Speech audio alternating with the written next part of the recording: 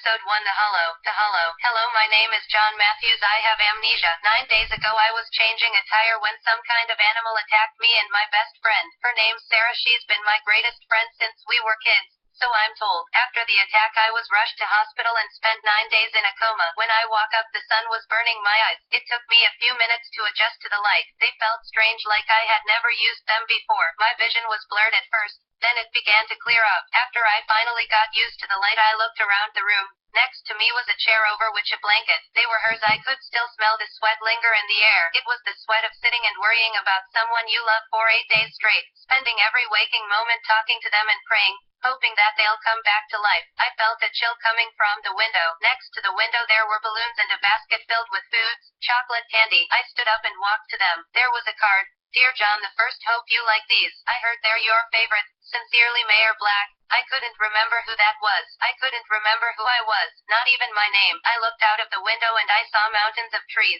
There were pine trees mostly, but around the hospital someone had grown some newer small apple wands. I opened the window, smelled the fresh air, breathed the scent of the trees in, and then tried to focus on what happened. I closed my eyes, but then I only saw dark. I stood there for a couple of minutes. It could have been longer. I don't know. Time felt strange and somehow broken. I couldn't tell a second from an hour. At night I would lose hours just staring at nothing.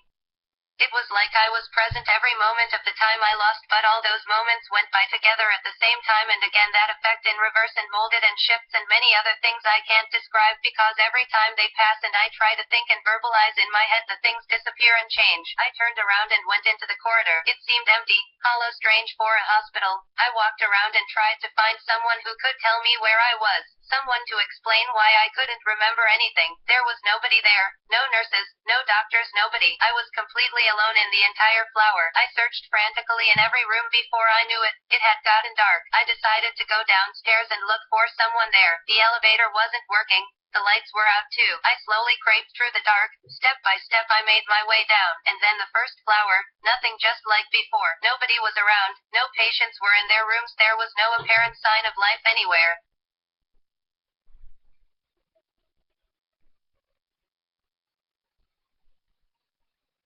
Suddenly I felt a chill run through my body. My mouth slowly began to dry up and my eyes became sharper. I saw through the dark. My vision was pinpoint. I ran outside and had a look around. There were no cars around either. It was strange and bizarre. I knew that there should be things there, but there weren't. Somehow I knew what they were called, what they were used for, but I had no memory of ever seeing one before. I tried to think, but nothing. Again and again, nothing. Then I decided to go back to the room. I made my way back step by step again through the dark. I crept through the hallway and managed somehow to get to my room. But when I got there, something was missing. The balloons and the basket of candy were gone. There was no trace of them, no evidence that they used to even exist. Someone was there with me, I thought. But as I turned around and shouted hello, in anger there was no answer. I felt upset and shouted around the hallway like crazy. I walked first steadily through the hall and kept gaining speed. Then I rushed down the stairs, my heart racing. Hello? Can anybody hear me? I know you're there. Show yourselves. I raged and ran outside, and as I shouted and shouted, the night became darker and darker. All around me things were missing and I had no answers for the reason why. Finally I gave up. If there was someone out there, let them show themselves. Otherwise leave 'em. I headed back to the room. I walked through 3 flights of stairs and ended up back at my flower. As I reached the peak I stopped and thought for a second. 1,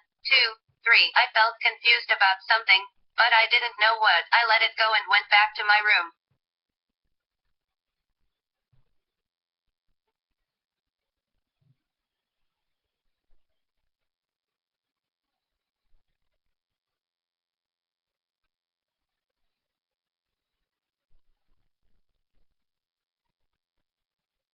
I walked in and fell on the bed, tired like I hadn't slept in days. But I hadn't done anything but sleep. I felt so strange and so bizarre. My skin felt foreign and my eyes felt stiff and sharper than they've ever been. Everything around me seemed to get clearer by the second. At the same time things were disappearing left and right. It was a strange day. I looked at the chair and thought about the person who had sat there. Who was it? How did I know them and how did I get here? I reached for the blanket and took it in my right hand. I pressed it against my face and took a big whiff. Somehow it calmed me down. After a few moments I reached to put it back on the chair, but then I realized there was no chair. It had disappeared right in front of me and I hadn't even noticed. I stood up in a panic and frantically looked in every direction. I looked in the hallway, but there was nothing.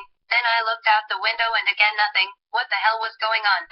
And then it hit me. I looked out the window again and saw that I was on the wrong floor. The trees were much higher tall than they should have been. I ran to the stairs and looked up trying to find the fourth floor, but somehow that entire part of the building was gone. Somehow the last flight of stairs had disappeared and in their place there was only the ceiling. I panicked and ran downstairs, but when I reached the doors at the entrance I saw nothing, a pure hollow of black. I shouted out, but there was no echo. I tried throwing a phone from the reception desk at it, but it only flew away like I had thrown it into a pit. The phone disappeared into the distance and never even gave a thump. Then I ran back up again, but when I reached my flower I couldn't run to my room. The hollow had swallowed it up. I was alone in the hallway looking at nothing, a big wall of black standing up in front of me, and somehow I still felt I had a shot. I took a few steps back and then ran into the hollow. I plunged into darkness and was never heard from again, disappeared in a noiseless oblivion. But then I woke up. I was back at my room and it was day. The balloons and candy were right next to me. The chair was there behind me and so was the blanket. It was only a daydream. I felt, if you can believe it, cheated from all the excitement. It was a strange thing to be upset about, I know,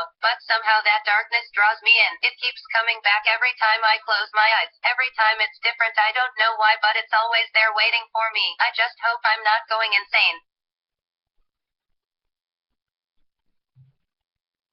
Waking up, I turned around and went out in the hallway. It was full of people this time. Nurses, patients. I was back in the real world, or so I thought. I couldn't be sure. I still can't. One of the nurses dropped her tray and stood in shock. I turned around to see what scared her, but there was nothing there. I was the thing that scared her. I had gotten up and was completely healed from something awful. My awakening caused a commotion in the hospital. Everybody wanted to see me. Everyone had a theory about my recovery. I had healed after being cut up and ripped apart, and I had done it at 10 times the speed in which I should have. Not only that, but my scars were gone too. Almost no trace on my body would have even hinted at what had happened to me. The rips and the cuts had these amazingly fine likes of new flesh. It didn't feel like something new, it felt like it was always there. Some of the doctors had a poll about when I would be revealed to be a fraud. Others were exited and wanted to rekindle their med school days where they had studied exotic diseases and were imagining their careers. Old cases, new cases, some even thought it was a divine miracle. It would